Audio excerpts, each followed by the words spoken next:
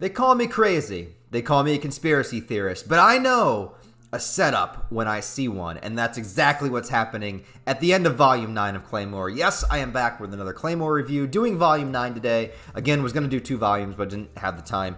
Also, there is kind of a lot to talk about, but also this volume was very straightforward. So, I guess jumping back to the beginning of the volume, we're finishing up the battle with the fully awakened Yoma, which was one of the 3 number 1s that ever became fully awakened. There's 1 male and 2 female, and now they supposedly are at war with one another. And I really love this concept. I like the concept of these villainous creatures also being villainous towards each other. I'm glad that this series is not taking the approach where every bad guy character, you know, is sort of like on the same team and on the same team of evil and doing what they're doing. Maybe they are. Maybe there's some conspiracy theory going on even deeper than the ones that I'm aware of. But I like how all of the Yoma have their own specific and signature personality, that it's not just like when the darkness takes over, they just become this like unthinking zombie-like creature. I like that they retain their personality enough to where it's seriously like, I likened it to how vampires work in the Buffy the Vampire Slayer universe. I know it's super, I'm an old person, all right, so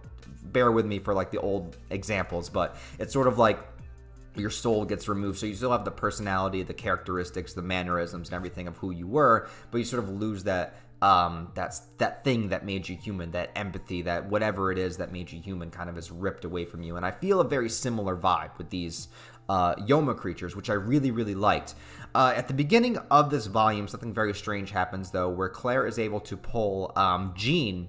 The one, she is number, there's a lot of characters like introduced and like talked about in this volume, and it was like blowing my mind trying to like keep up with all these characters, because as you know me, if you don't know, I have a hard time memorizing character names until they're in the story for a while, until I'm used to them. Like once they're first introduced, it might take me a while to remember their names.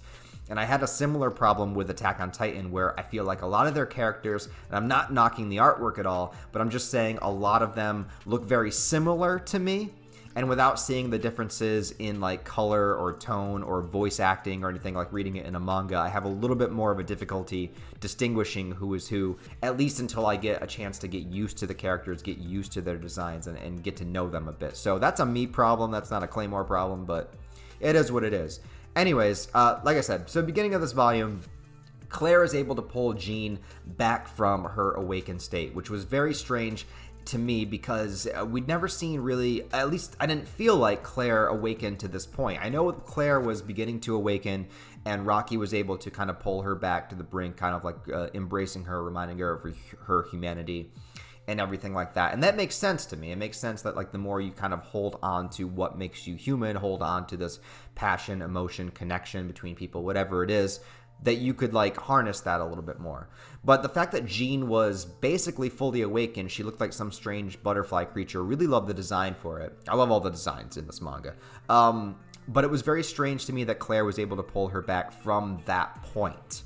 I'm not really sure at like what state of her transformation she was in, or if there is different states to the transformation, but I guess I was a little bit confused on that. Maybe you guys can explain it to me better in the comments. I think I understand the idea of what she was doing, but I don't really understand how she was able to pull her back from that specific point of the transformation, because if that was the case, why could she not do that with like Ophelia from before? You know what I mean? So I don't know. Somebody explain the lore to me.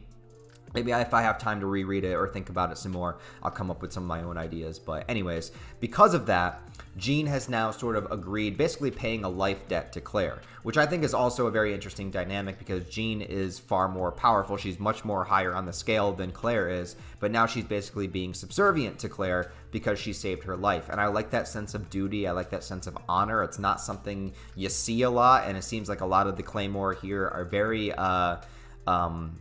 what's the word I'm looking for, just so strict to their duty and to their missions that they're willing to like betray one another in order to complete said mission. So it's nice to see one of the Claymore actually have this sense of loyalty to a particular person and situation over the orders that they're given. So that's a pretty cool thing to kind of incorporate. And also it'll be interesting to play that dynamic. I don't know how long Jean's going to stay in the story or stay alive, but it'll be interesting to play that dynamic between her and Claire, being that Claire is so much ranked beneath her, and yet Jean is going to be somewhat subservient to Claire. So they are able to defeat the male Yoma that they were fighting between the combined efforts of Claire, Jean, and Galatia. I don't know how to pronounce her name. I'm sorry. Give me the name pronunciations down below too. I'm sorry. I can't, dude.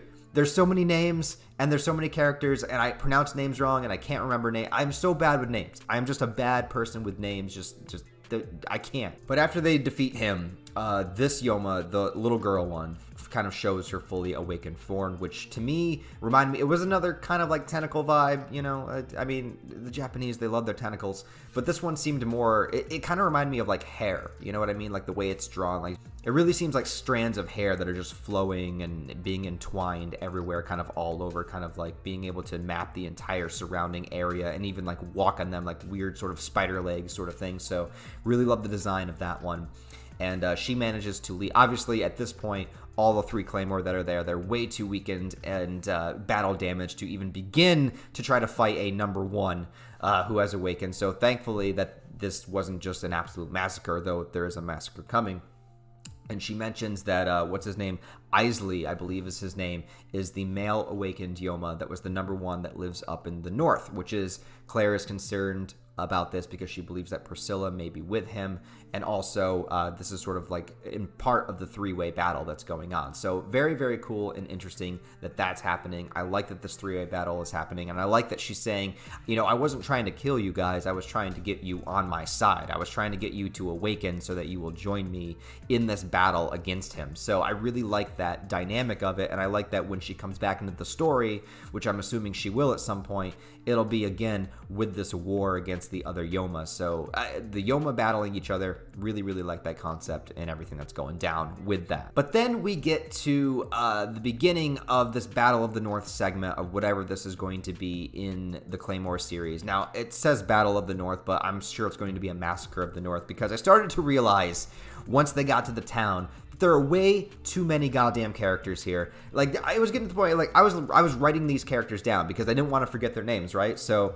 they get there, and Jean is with her, and then they also have, we get to see sort of the reunion of the team that we saw Claire with when they went to go face the original male Yoma. So I was very happy to see these characters back. Miria, Deneve, I don't know if I'm pronouncing her name, and Helen, right? So those were the main characters from that little segment. And even then, I had a little bit of difficulty sort of like matching up their names to the characters. Like, oh, okay, so this is that one, that one. It's like, all right, I got this. And then all these other characters started showing up. We have Flora there, which is the number 8, and we had, who else? Undine, and Veronica, and Cynthia, and Eliza, and all of these characters, and then all of a sudden, they're naming out like 20 characters, and I stopped writing them down, and I was like, you know what? I'm pretty sure, like, call me crazy. I've read a lot of stories in my life.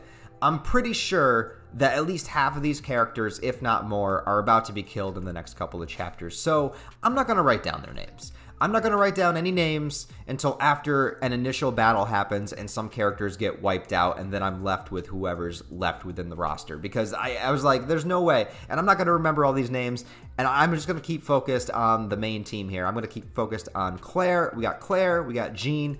Oh, we got, what, Raphaelia, too? The one with the one eye? Okay, so Claire, Jean, Raphaelia, Miria, Helen, Deneve, and I'm forgetting one. Did I say Jean? I don't know. There's so many characters. All right. And I know that, like, that might be a, like, lame criticism. It's like, why don't you read something like Lord of the Rings or something with, like, a shit ton of characters? It's not that. It's just that, like I said, their designs are very, very similar. And, you know, they're all blonde. And it's like, I'm trying to, like, differentiate them. I'm not saying all blondes look the same. But that's a whole other topic. But you know what I'm saying? Like, there's just a lot of fucking characters here, and I'm just trying to keep them straight within my mind, and it's going to be an impossible task. But anyways, they're tasked with going after this Yoma of the North. There's going to be a big battle. There's a ton of awakened Yoma here that are sort of like being his scouts, his guards that are coming down to the town. So this is going to be a pretty intense fight. There was also the mention that Rocky is somewhere up here that is probably captive, that he was sent to the north.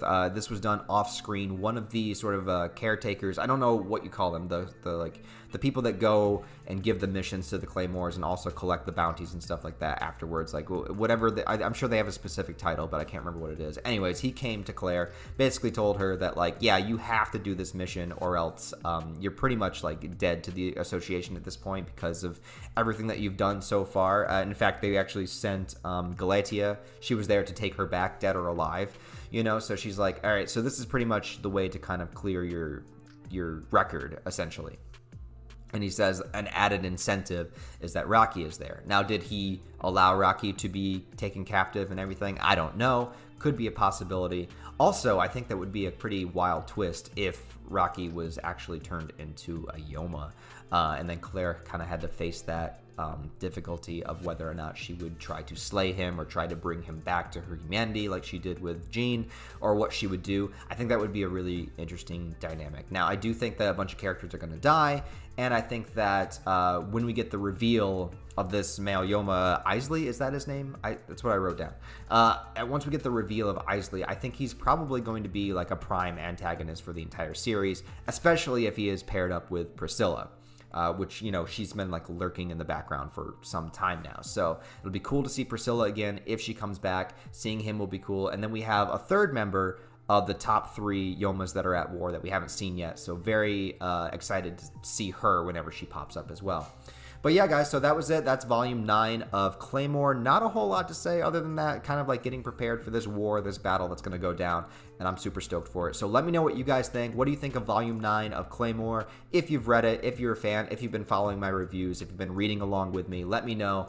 And thank you guys always for watching. Please like the video and comment. Any engagement with the video will help it be seen in the algorithm better, and I would really, really appreciate it. Also, share it with any other Claymore fans if you want to. Let's get some more Claymore fans, manga readers, anime watchers. Let's get them in here on the channel, enjoying this experience with us as I go through the Claymore manga. So thanks a lot, guys. Really do appreciate it. Check the links below for my Patreon merch store, various social media links where you can follow me, blah, blah, blah, YouTuber stuff. I'll talk to you next time. Have a wonderful day.